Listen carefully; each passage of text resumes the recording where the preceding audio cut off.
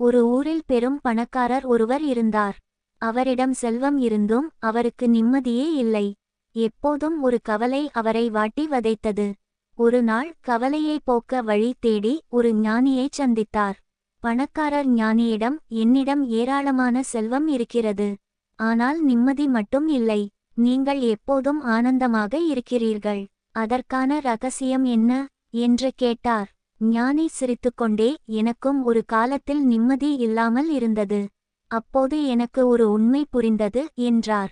பணக்காரர் ஆவலுடன், அது என்ன உண்மை என்று கேட்டார். ஞானி அமைதியாக, எனக்கு தேவையானது என்ன, தேவையற்றது என்ன என்று பிரித்து பார்த்தேன். தேவையற்றதை எல்லாம் தூக்கி எறிந்தேன். எனக்கு அமைதி போதுமானதாக இருந்தது, அதை நான் அடைந்தேன் என்றார்.